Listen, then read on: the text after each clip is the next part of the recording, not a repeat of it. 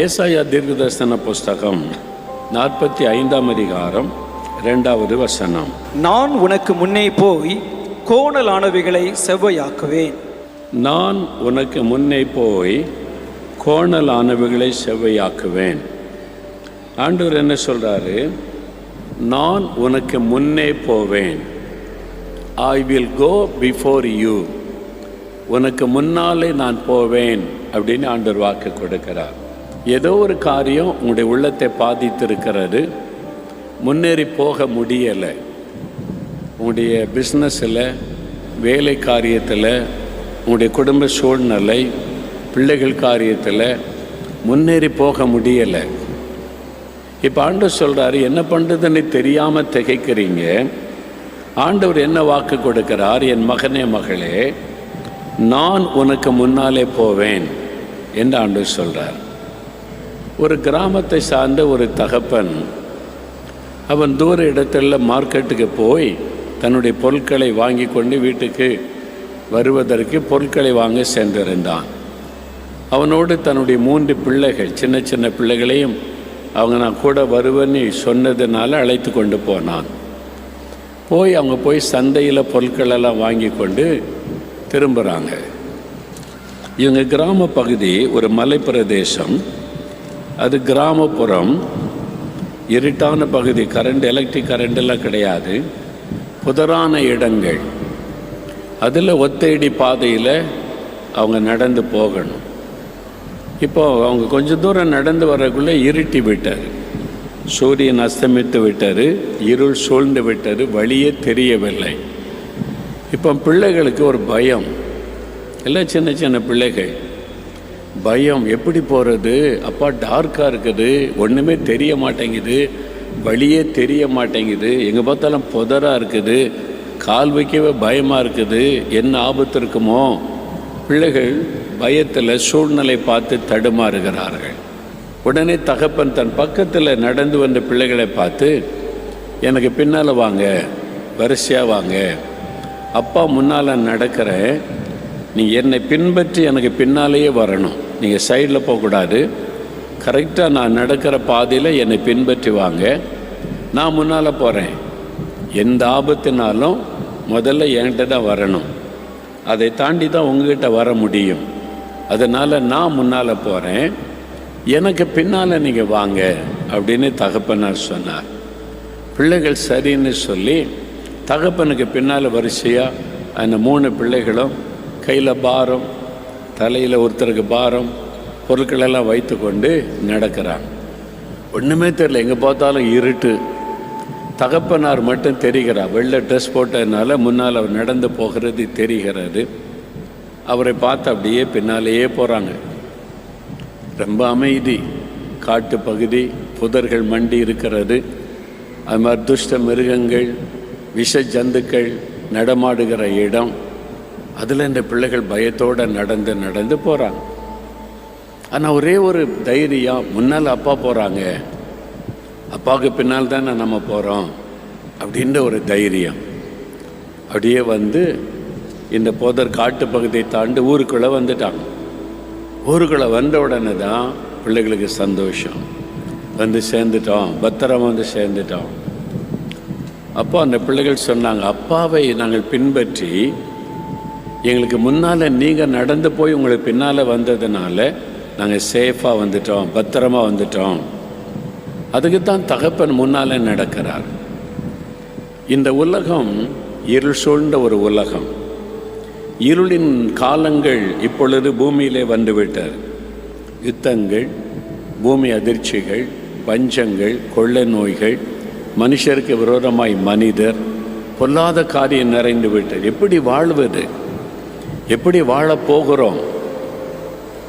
இதுக்கு என்ன செய்வது, அதுக்கு என்ன செய்வது? பலவிதமான சூழ்நிலை. முன்பு இருந்த மாதிரி உலகம் இல்லை. இதுக்கு நடுவில் எப்படி நம்ம நடக்க போகிற வாழ்க்கை பிரயாணம் எப்படி இருக்க போகிறது? பயம். இப்போ ஆண்டவர் சொல்கிறாரு, என் மகனே மகளே, நீ ஒன்றும் பயப்படாத, நான் முன்னால் நடக்கிறேன், எனக்கு பின்னால் நீ வா, போதும், அவ்வளோதான். நீ எதுக்கு சூழ்நிலையெல்லாம் பார்த்து பயப்படுற? ஐயோ இங்கே இந்த ஆபத்து இருக்குது, இங்கே இந்த ஆபத்து இருக்குது, இங்கே இந்த பொல்லாத மனிதர்கள் இருக்கிறாங்க, இந்த மாதிரி பிசாசின் போராட்டம் இருக்குது, எதுக்கு சூழ்நிலை எனக்கு பின்னால் வா, நான் முன்னால் போகிறேன். உன்னை பாதுகாக்கவும் உனக்கு உதவி செய்யும் தான் நான் முன்னால் நடந்து போகிறேன். நான் முன்னால் நடக்கிறதுனால நீ பின்னால் தைரியமாய் நடந்து வர முடியும். அதுதான் ஆண்டவர் சொல்லுகிறார், என் மகனே நான் உனக்கு முன்னே போகிறேன், என் மகளே நான் உனக்கு முன்னே போகிறேன், அதனால் நீ பயப்படாத. நான் நடக்கிற பாதையில் தான் நான் பின்னால் நடக்க போகிற. நீ இப்படி போன்னு சொல்லிட்டு நான் ஒதுங்கி நிற்கலையே, உனக்கு முன்னால் நான் நடக்கிறேன், எனக்கு பின்னால் பின்பற்றி வா, அவ்வளோதான். அதான் ஆண்டவர் சொல்லுகிறார். இன்றைக்கி நீங்கள் நடக்கிற வழி, பாதை, உங்களுடைய வாழ்க்கை, உங்களுடைய எதிர்காலம், அதை குறித்து ஒரு பயம் நிறைய பேருக்கு. எங்கே என்ன ஆபத்து வருமோ, எங்கே என்ன தடை வருமோ, எங்கே என்ன மாதிரி நெருக்கம் வருமோ, இது நடக்குமா நடக்காதா, இதெல்லாம் செய்ய முடியுமா, பலவிதமான பயம். ஆண்டவர் சொல்லுகிறார், என் மகனை ஏன் பயப்படுகிறாய், என் மகளை ஏன் பயப்படுகிறாய், நான் உனக்கு முன்னாலே போகிறேன், அதனால் பயப்படாத. ஏன் ஆண்டவர் முன்னாலே செல்லுகிறார்? அவர் முன்னாலே சென்று என்ன செய்ய போகிறார்? மீகாவின் புஸ்தகம் 2ஆம் அதிகாரம் 13வது வசனம். தடைகளை நீக்கி போடுகிறவர் அவர்களுக்கு முன்பாக நடந்து போகிறார். அவர்கள் தடைகளை நீக்கி வாசலால் உட்பிரவேசித்து கடந்து போவார்கள். அவர்கள் ராஜா அவர்களுக்கு முன்பாக போவார். கர்த்தர் அவர்கள் முன்னணியில் நடந்து போவார். கர்த்தர் அவருடைய முன்னணியில் நடந்து போவார். எதற்காக? தடைகளை நீக்கி போடுகிறவர் முன்னாக நடந்து போகிறார். ஏன் ஆண்டவர் முன்னாலே போகிறார்? தடைகளை உடைத்தெறிவதற்காக, தடைகளை நீக்குவதற்காக. உங்களுடைய வாழ்க்கை பிரயாணத்தில் சில தடைகள் வந்திருக்கிறது. உங்களுடைய வேலை காரியத்திலே தடைகள் வந்திருக்கிறது. பிள்ளைகளுடைய திருமண காரியத்திலே தடைகள் வந்திருக்கிறது. உங்களுடைய தொழில் காரியத்திலே தடைகள் வந்திருக்கிறது. பிஸ்னஸில், ஊழியத்தில் தடைகள் வந்திருக்கிறது. யாரோ தடுக்கிறாங்க, ஏதோ தடுக்கிறது, ஒன்று நிறைவேற மாட்டேங்குது, பாதியில் நிற்கிறது, தடையாகி போகிறது. அதுக்கு என்ன செய்வதுன்னு தெரியவில்லை. இப்போ ஆண்டவர் சொல்லுகிறார், என் மகனே மகளே, நீ கொஞ்சம் பின்னால் வா, எனக்கு பின்னால், நான் முன்னால் நடக்கிறேன். நான் தடைகளை நீக்கி போடுகிற கர்த்தர். அவர் இன்றைக்கு உங்களுடைய வாழ்க்கையில தடைகளை எல்லாம் நீக்க போகிறார். உங்களை தடைப்படுத்துகிற காரியம் எல்லாம் விலக போகிறது, காரியம் வாய்க்க போகிறது. அதுக்கு தான் அவர் முன்னாலே நடக்கிறார். என் பிள்ளைகளுக்காக நான் தடைகளை மாற்றுவேன், நான் முன்னால நடக்கிறேன். ஆண்டவர் நம்ம கூட இருக்கிறார்ல, அதனால ஏன் தடை வருது? ஏன் இந்த தடைகள் காணப்படுகிறது? பரிசுத்த பவுல் அப்போஸ்தலன் இயேசுவோடு நெருக்கமாய் வாழ்ந்தவர்.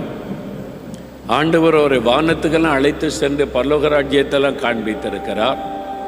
ஆண்டவருக்காகவே வைராக்கியமாய் வாழ்ந்தவர். அவர் சொல்றாரு, ரோமர் 1ஆம் அதிகாரம் 13ஆம் வசனத்தில், உங்களிடத்தில் வருவதற்கு நான் ரொம்ப வாஞ்சியா இருந்தேன், ஆனால் இதுவரைக்கும் அது தடைப்பட்டு போனது.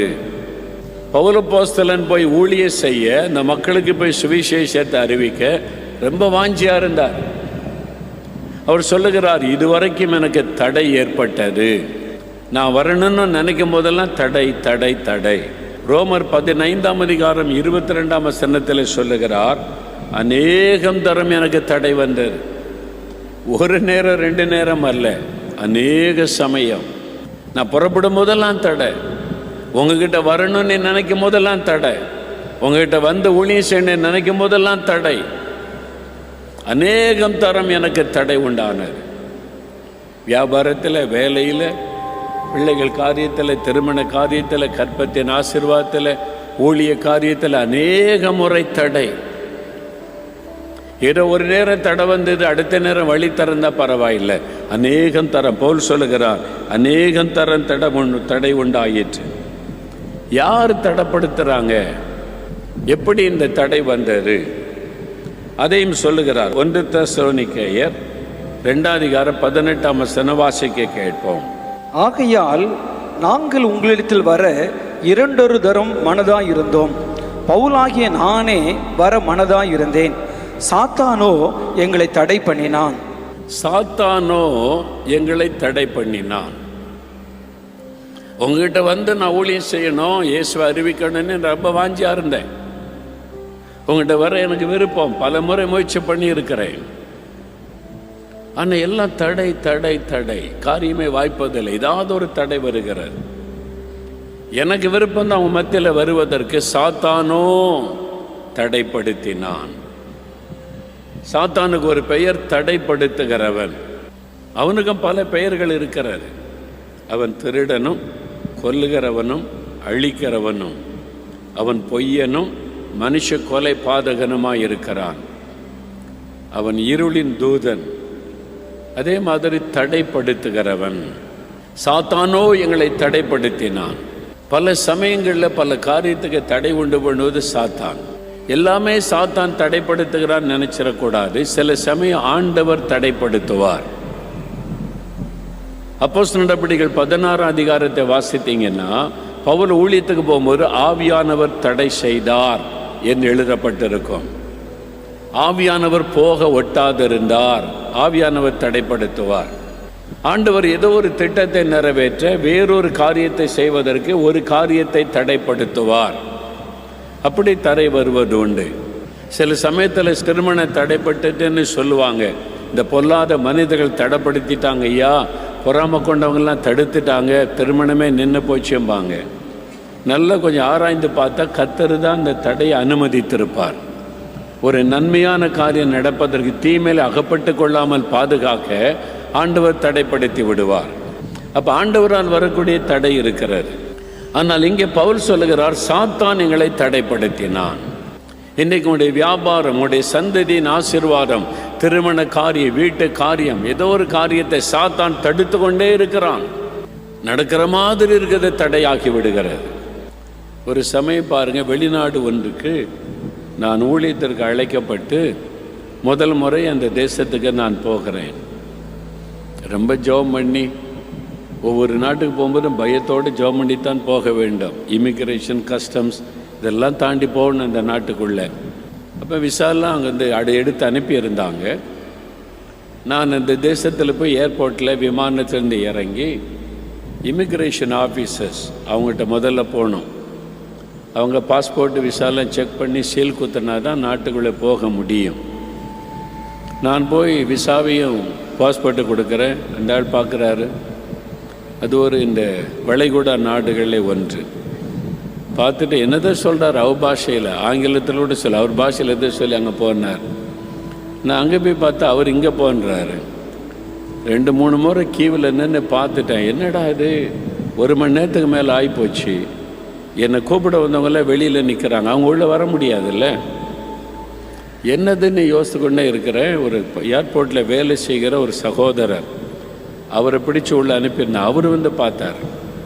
பிரதர், என்னன்னே சொல்ல மாட்டேங்கிறாங்க, அங்கே போன்றாங்க இங்கே போன்றாங்க. நானும் 2 முறை 3 முறை கியூவில் நின்று பார்த்துட்டேன். இது என்னது எனக்கு விளங்கலைன்னு அவர் பார்த்தார். பார்த்துட்டு சொன்னார், பிரதர், விசாவில் ஒரு மிஸ்டேக் இருக்குது, பாஸ்போர்ட் நம்பர் மாறி இருக்குது, அதனால தான் இப்படின்னா உள்ளே விட மாட்டாங்க. இன்னும் கொஞ்ச நேரம் ஆகியிருந்தா அடுத்த ஃப்ளைட்டில் ஏற்றி உங்களை இந்தியாவுக்கு அனுப்பியிருப்பாங்க அப்படின்னா.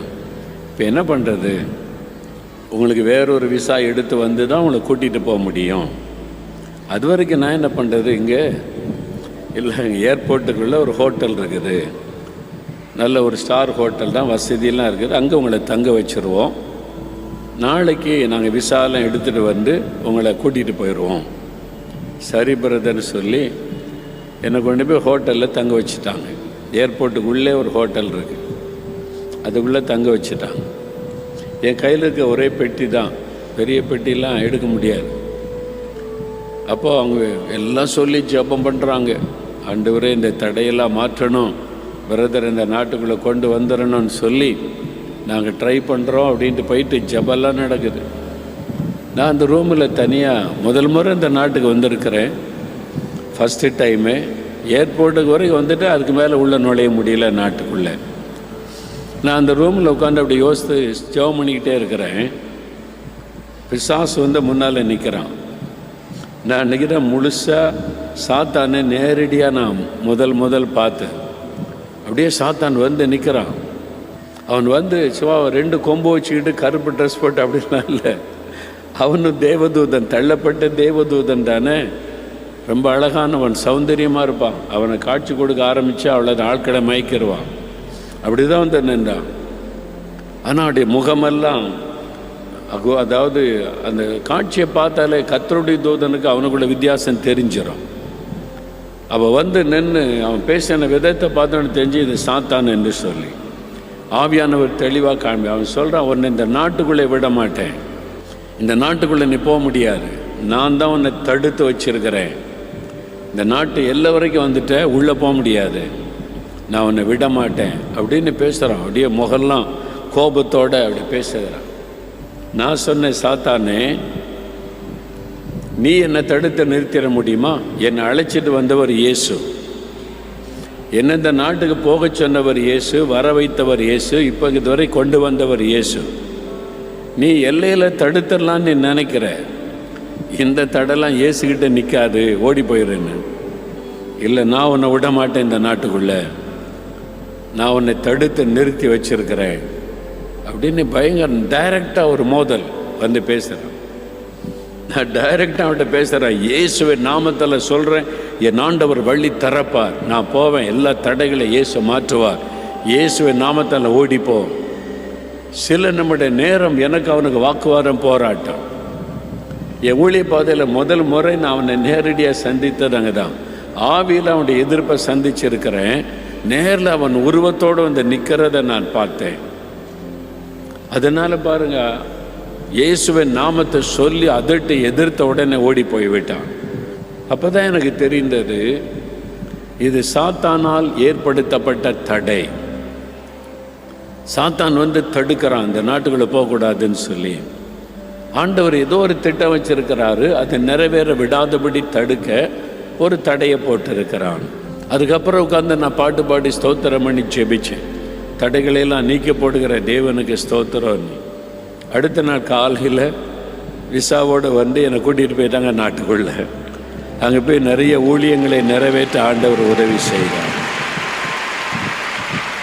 சாத்தானால் முடிஞ்சது அவ்வளவுதான். நான் பாரு அதை பண்ணிடுவேன், இதை பண்ணிடுவேன், வீரம் பேசுவான், ரொம்ப பேசுவான்.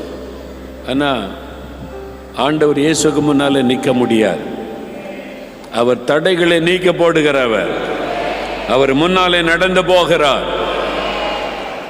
உங்கள் வாழ்க்கையில் இன்றைக்கு சாத்தான் சவால் விட்டு கொண்டிருக்கலாம். நான் தடுக்கிறேன் பாரு உன்னுடைய பிள்ளைகளுடைய திருமணத்தை, நான் தடுக்கிறேன் பாரு உன்னுடைய வியாபாரத்தை, நான் தடுத்து நிறுத்துறேன் பாரு உனக்கு குழந்தை பிறப்பதை, நான் தடுத்து நிறுத்துறேன் பாரு உன் ஊழியத்தை, நீ இதை வாங்கிடுவியா, இதை கட்டி முடிச்சிருவியா, நான் தடுக்கிறேன்னு சொல்லி சாத்தான் சவால் விட்டு எதிர்த்து நிற்கலாம். இப்போ ஆண்டவர் சொல்லுகிறார், என் பிள்ளைகளை பயப்படாதுங்க, நான் முன்னாலே போகிறேன். என்ன சாத்தான் எப்படி தடுக்கிறான் என்று பார்க்கலாம். நீங்க பின்னால வா, நான் உனக்கு முன்னாலே போகிறேன். தடைகளை நீக்க போடுகிறவராய் முன்னாலே போகிறார். தடை ஏற்படுத்துகிறவன் சாத்தான், தடைகளை நீக்க போடுகிறவர் கர்த்தர். அல்லேலூயா. இன்றைக்கு உங்களுடைய வாழ்க்கையில தடைகள் உடைக்கப்பட போகிறது, தடைகள் நீக்கப்பட போகிறது. சாத்தான் கொண்டு வந்து வைத்திருக்க தடைகளில் ஆண்டவர் உடைத்தெறிய போகிறார். யோபு 42:2 யோபு சொல்லுகிறார், ஆண்டவரே நீர் செய்ய நினைத்தது தடைப்படாது. நீர் செய்கிறதை யார் தடுக்க முடியும்? சாத்தானால தடுக்க முடியாது. தற்காலிகமாக ஒருவேளை தடுத்து வைத்து பார்க்கலாம், எவ்வளவு நாள், நிரந்தரமாய் தடுக்க முடியாது. சில நாட்கள் கொஞ்சம் தடை பண்ணி பார்க்கலாம், உங்களை சோர்ந்து போக பண்ண, கலங்க பண்ண பார்க்கலாம், மற்ற நிரந்தரமாய் தடுக்க முடியாது. இன்றைக்கு ஆண்டவர் தடையை மாற்றப் போகிறார். அல்லேலூயா. எரிகோ மதில் எழும்பி நின்றது உண்மைதான், பெரிய மதில், உடைக்க முடியாது, தாண்ட போக முடியாது. தடை 7 நாள், ஜஸ்ட் வெயிட் 7 days. 7 நாள் பொறுத்துருங்கப்பா, 7 நாள் துதித்து கொண்டே இருங்க. 8வது நாள் என்ன நடக்குன்னு பாருங்க. 7வது நாள் முடிவில் எல்லா தடையெல்லாம் உடைந்து தவிடுபடி ஆகிவிட்டார். உங்களுக்கு விரோதமாக எழும்பி இருக்கிற சாத்தானுடைய தடைகள் இன்றைக்கு நொறுங்க போகிறாரு. அவன் கட்டி வைத்திருக்கிற மதில்கள் நொறுங்க போகிறாரு.